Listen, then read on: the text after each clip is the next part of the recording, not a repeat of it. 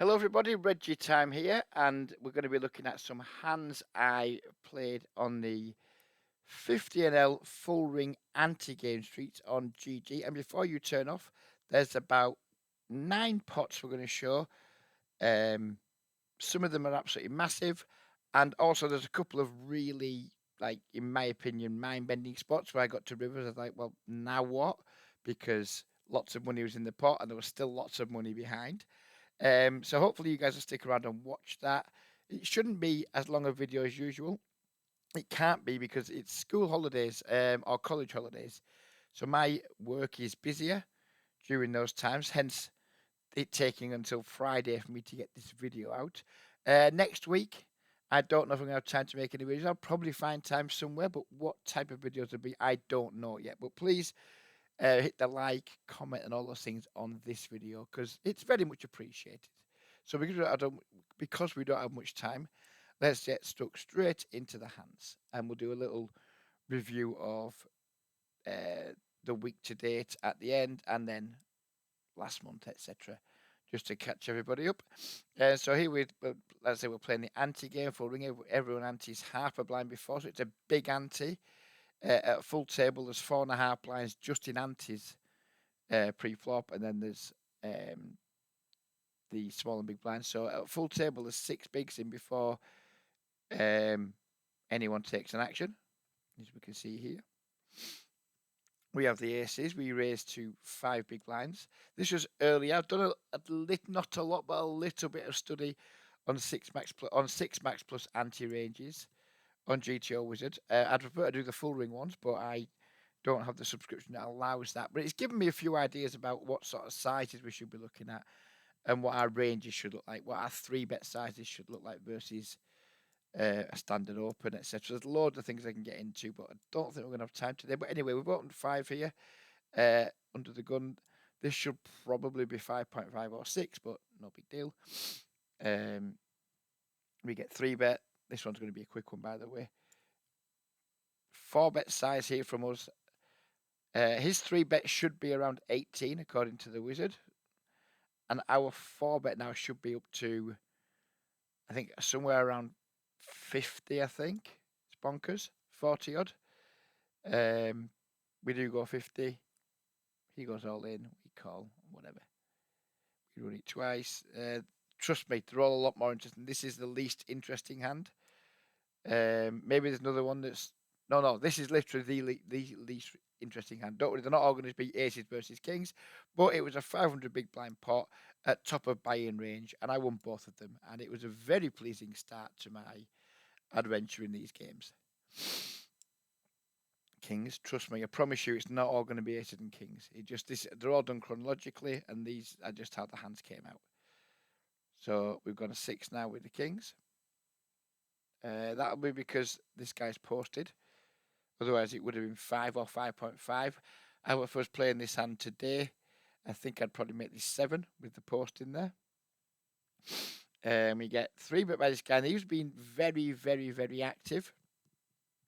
So our decision here is, do we 4-bet pre, which I think is probably the more standard play, and just run it, get it in, although getting 200 bigs in with king, not my idea of fun yet. I think it's going to have to be my idea of fun long term in these games. I think it's going to have to be, but I'm still not hyper comfortable getting anything in for 200 big blinds pre-flop except pocket aces.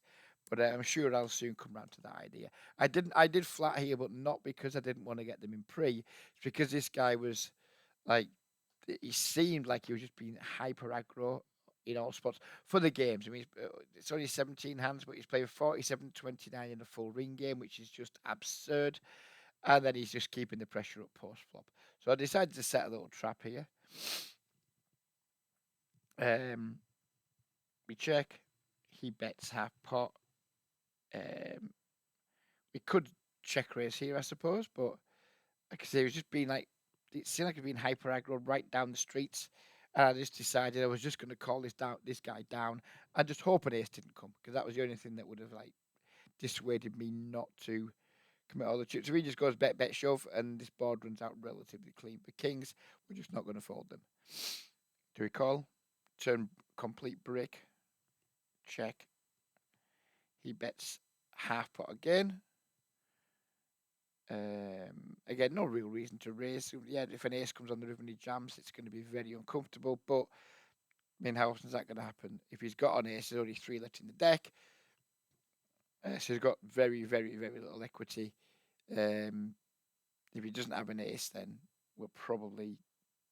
he's probably drawing close to dead. So we just call again. River 5 of hearts. Check. And he went all in really quickly. He just put no thought into it.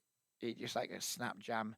I just tore the plaster off because I just wanted to stick to the plan. Yeah, the heart isn't ideal, but the guy's just blasting. I mean, he could just have 9x here. He could have 10s, jacks, queens. He could have some bluffs. Of course, he can have aces. Of course, he can have some 4x maybe. But we've come this far. There's no way we can fold to this dude. So I called. And he had ace queen. Here we have jack 10 suited in the big blind. Again, open to 4 bigs from someone who I think was a reg. Now aware that this size isn't big enough. This is a sizing error pre-flop. According to theory, we call. Flop 2 pairs. Check. He bets. Was this guy a reg? Can't remember. Ignore that he was a reg read, because I think maybe he wasn't. I don't know. Anyways, yeah, we can either call or raise here, I guess. I think I probably prefer raising on this texture versus half pot. Our hand can definitely get value from worse hands, even though I expect him to go bigger with aces, kings, etc. Maybe he doesn't know that. Maybe he doesn't do that. Who knows? But I think we can raise or call here, preferring raise, which is what we do. He calls. Turn brick. We have SPR3.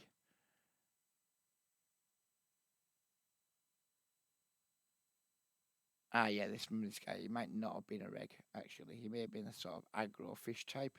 Can't remember for certain. And now I think it's just probably SPR3. Just find a size that looks a little bit like 2E and bet that and then jam brick rivers. I guess it's hard to figure out what 2E is on the fly, but I'd imagine like somewhere. I mean, if we bet full pot, for example, now, and he called, that'd put 180 in the pot on the river, and he'd only have 120 left. So it needs to be somewhere less than pot for 2E, but not too much less than pot. I go with that.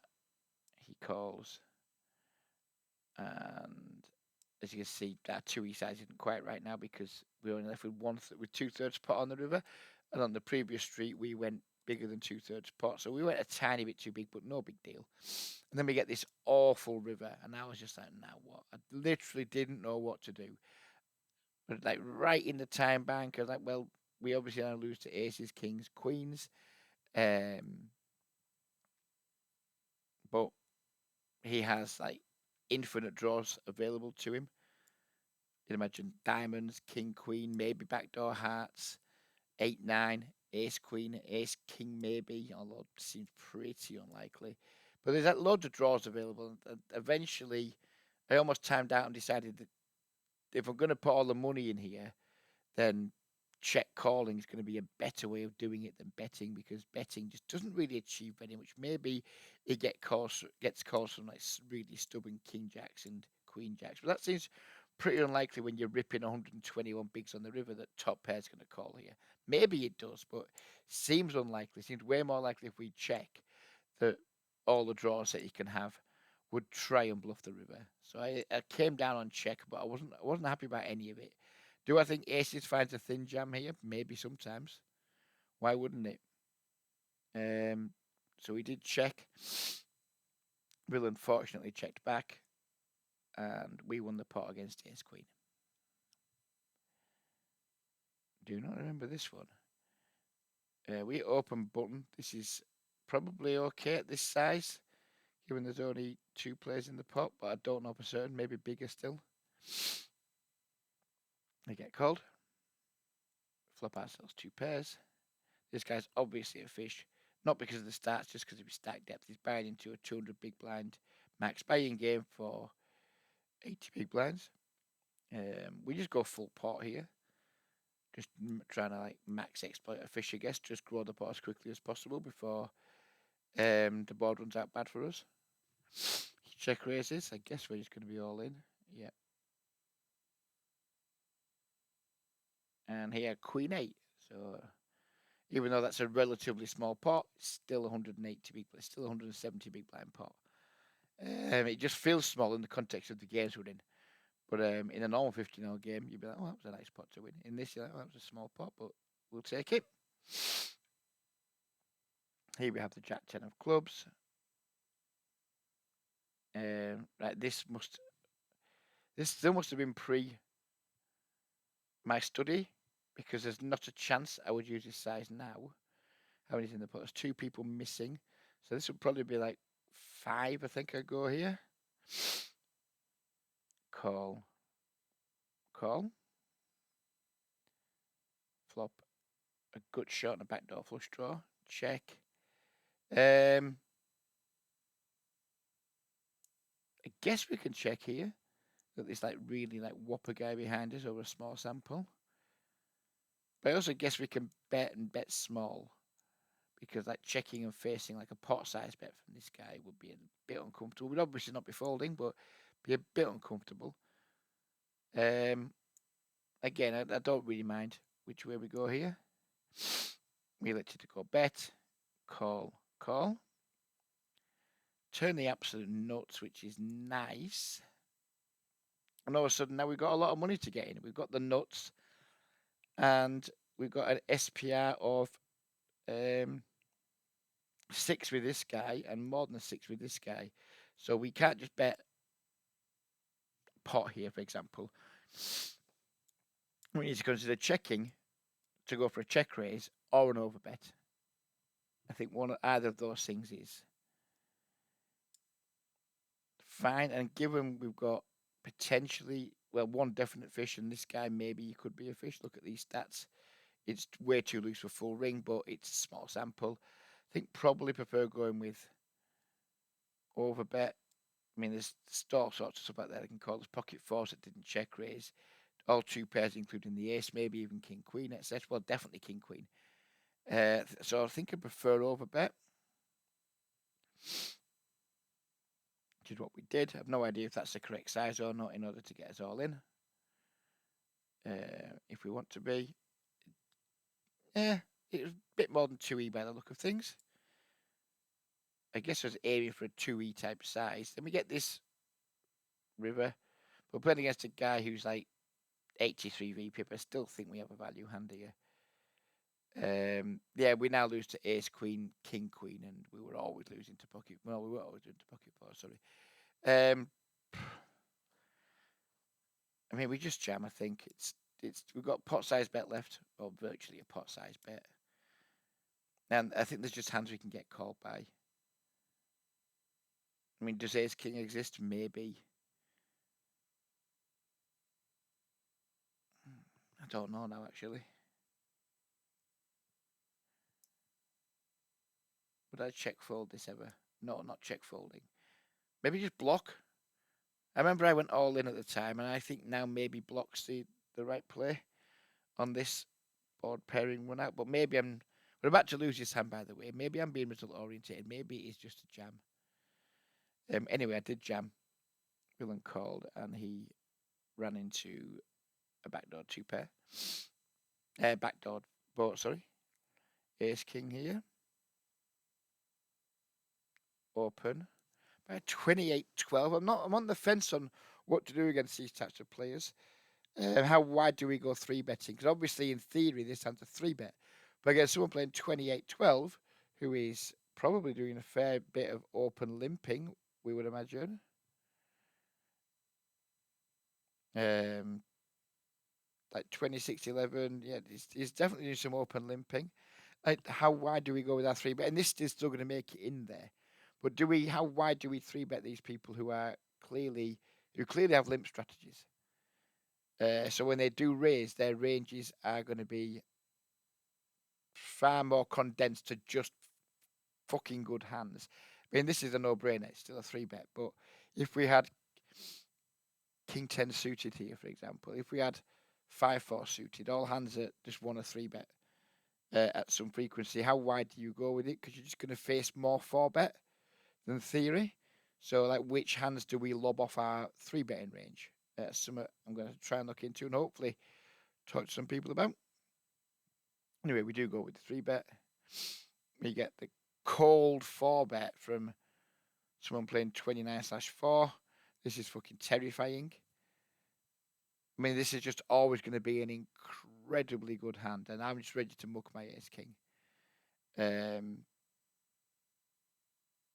Probably. But then this dude just like puts a random cold call, like limp cold call. And now I'm like, well, fuck me. Now there's loads of dead money in the pot.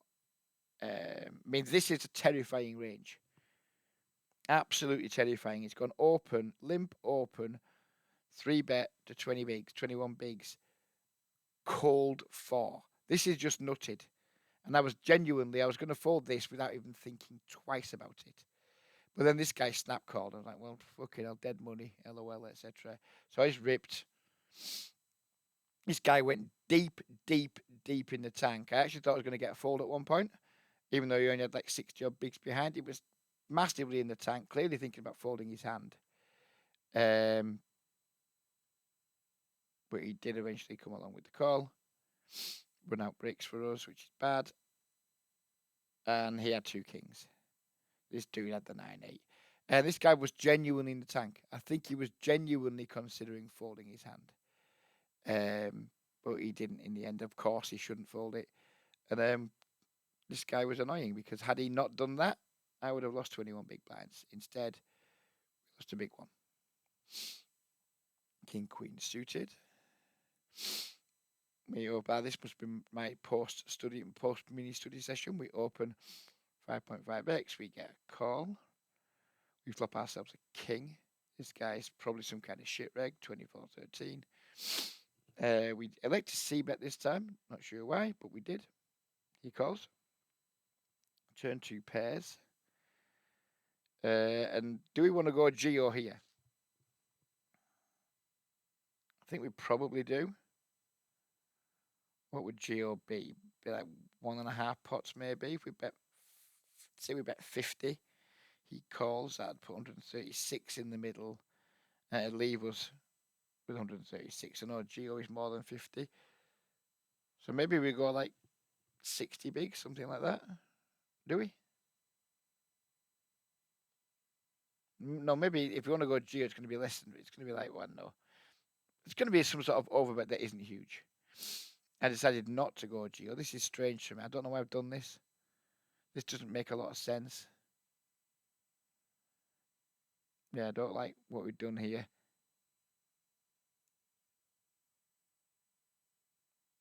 Yeah, don't know why I've done this. Can't explain it. He calls again.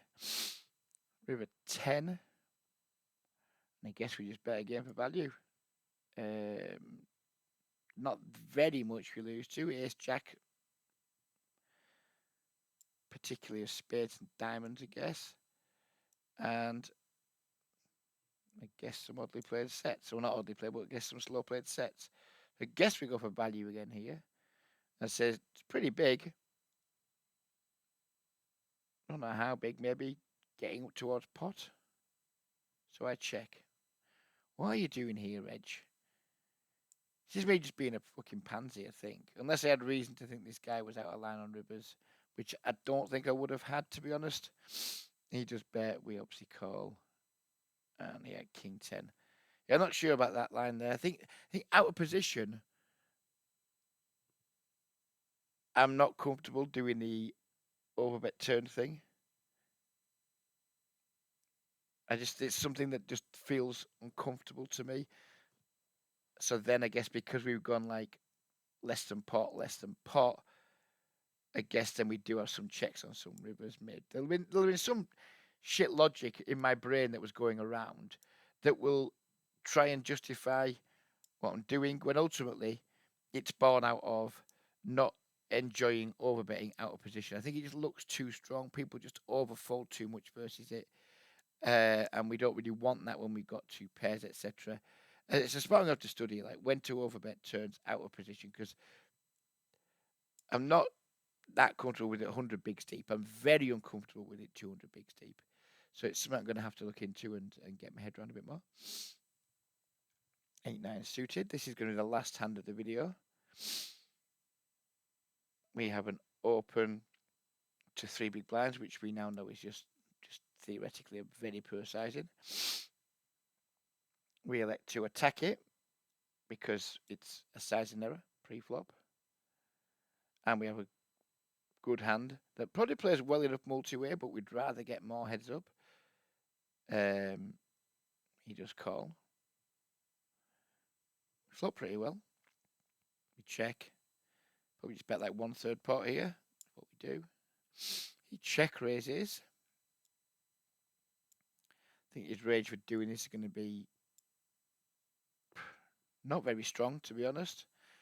I mean, had we not had the 9, it wouldn't be hard to put him on the 9. But because we've got the 9x, there's going to be a lot of bluffs in here. Just random bluffs and just random stuff like pocket pairs turn themselves into bluffs. Just random stuff that you can't legislate for, that you can't really range for, because it's just literally just that. It's just random. It could be like 7-6 of diamonds, for example. That's just deciding fuck you and your 1/3 c bet, etc., etc. Like a non-thinking player just attacking a small size, basically. So I think this range could be not. Like, I don't think this is a high frequency thing, but I think when it happens, a lot of the time it's going to be random bullshit, and then some ace-x, and obviously that whatever ruined 9x is left.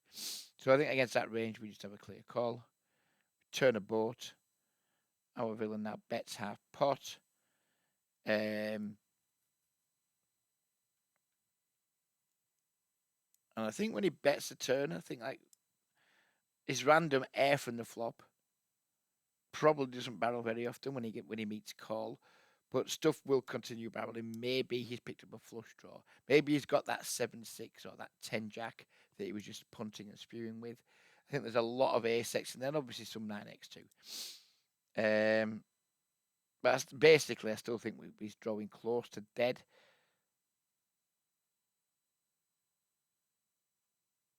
Doing like raising against a range, drawing close to that might call off. That's the thing. He might be drawing dead and still call off. I think I prefer slow play though. Whether I do it or not, who knows? But I think I prefer slow play still. Nah, I just went for the rip. This will be me being scared. Frankly, that's what this will be. This will be me not wanting to face a tough spot on a river with still over 100 bigs behind. I think it normal 50NL, 100 bigs deep. I'm just slow playing this all day. But 200 bigs deep, I'm like, oh well, I don't want to deal with the shit river. It's shit logic. It's fish logic. It's a mental game league. I think this is just a clear call, super clear call. So yeah, I need to get my mental game. My mental game is pretty good these days, and it's not like I don't mean mental game in the sense of you need to stop tilting, Reg, because that's not what I'm doing. But we need to just embrace the fact that we need to, take the correct lines, and the correct line here, in my opinion, is just call, and then deal with the river when we get there. This is me just trying to avoid tough decisions. So these are some of the leaks that come out. Some of the leaks that a lot of people who watch this video, nearly every poker player in the world will have. And when you're playing stakes you're comfortable with, they're possible to overcome them and just accept the variance, and not do something like this. But when you're playing like top of your buying range and with an amount of money on this site that's under-rolled for these games, I haven't got enough money on this site for 50NL $100 max buy-in. It's effectively 100NL with the ante and that in place. It probably plays bigger than 100NL. If this was 100NL no ante table, this game plays bigger than 100NL. So we're actually playing probably bigger than 100NL, or at least as big as 100NL, with insufficient funds on the site. And generally the money I'm prepared to put aside for poker, I'm not rolled for 100NL in any shape or form. So it's not surprising that some of these mental game leaks are beginning to spring, but I need to do something about it. We can't just say, oh, well, that's the way it is. And if I'm playing these games, I need to play them properly. Um, it's gone really well, don't get me wrong, as you can see from this video. We're about to win this pot too. Our man turned um, drawing dead, but turned a very, very, very good card. So it goes to show on the flop when we were talking about like the random check raises we see. This guy is someone who doesn't really understand that bet small's a thing here, and he's just seen the small bet and turned his hand into a bluff, or tried to, and then improved like we sometimes do, and then improved and lost. So yeah, I need to improve my mental game in terms of just doing the right thing and not worrying about like, oh, what happened on the latest street. But that's for me to resolve. Anyway, on to my results for the week to date. This is since going on to GG. The pink line is the times I've cashed out, so it's slightly down on where we could be had we not cashed out. So there's a cash out haters to give them something to wank over. I don't really care. We're running above EV, which is nice, but critically, we just won a like significant amount of money in what so now it's been 3 days of play. I'm recording this on Thursday. It's going out on Friday. We played 3 days when we're just crushing it. On top of that, I've made around $70 in random things like leaderboards, and I think I've cashed twice in the flip out, a couple of envelope drops and things, and on top of that, with another 120 something in rate back that I've accrued so far. So this is like very close to, well, it's over $1,000 now. I think my bankroll, I put 1,000. Well, I didn't put 1,000. Someone's kind of sent me 1,000 in cash dollars, which I bought from them. And now we're on like 1,940 something plus the rate back. So so yeah, I think like if I stop playing now and I cash my rate back out next Monday, we'd have had like a plus $1,000 week, which is just fucking phenomenal for someone who was playing 20 and L 5 weeks ago to suddenly now be saying, well, I'm now playing 50 and L ante with 200 big blind max buy-in. If you'd have told me that 5 weeks ago, I'd been like, what are you talking about? You fucking idiot. That's just not me. I just fucking play well within my role and like just get the easy money. But we had a few things happen, didn't we? We got in that juicy local app game for 3 weeks where we just made infinite money. And then that inspired me, or not inspired me, it made me, when I was playing 20L, be like, this is fucking boring. So it forced me to play higher on the iPoker skin that I played on. And that went well. But the liquidity is not great. Gains weren't super great. So then that inspired me to try and get some money on GG to play 15L there. And then now I was 3 days later, we're playing 15L ante 200 big blinds deep. Now, whether I'm going to stay in those games or not, I don't know. But given what little study I've done so far, I think there's maybe less than 5% of the players in that pool who even studied the game based on what I've seen sizing wise. Like, when you play speed poker in it, you just look at the sizes that people are making, the open sizes, the 3-bet sizes, the 4-bet sizes, the post-flop sizes. You see people who've clearly done some study and are trying to somewhat mimic the solver. From what I could tell from the little work I've done so far in the solver, there's very few, if any, players in this game doing that. So I think I could very quickly become one of the players in this game who understands it more than other people in it. I could very quickly become one of the better eggs in this game. And that's going to be my desire over the next few days. Just keep grinding, keep playing. Hopefully it doesn't go fucking disastrously. And then do some like bastardized study in GTO Wizard where we won't be able to import the hands because it won't let me do them full ring, etc.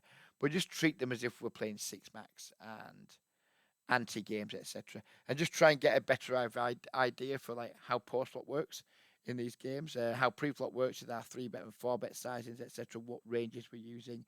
I'm really looking forward to it. Looking forward to getting stuck in. To finish off, last month, our results were how are we going to do this between dates? Okay, so last month we finished up No, that's the wrong one, Rage. Don't be a fucking moron here. Just pause while this loads. So last month we ended up making 1400, 1500 nearly, plus rate back, which I can't remember what it was now. It's on the other, it's on Holden Manager. But I think we had like a 2K month last month, which was obviously that remarkably pleasing. And then we've got the year to date. We've finished 3 months now, 3 months into the year, 3 months in the books. And as you can see, the pink line is pretty much equaled out now. We're up, whatever that is, 3,800 for the year, according to this, plus whatever rate back we've made. So maybe like 4.5K now for the year. At the start of the year, there's not a chance I would have thought this was possible because I was playing 20 and and you just don't win that many buy-ins in just 3 months.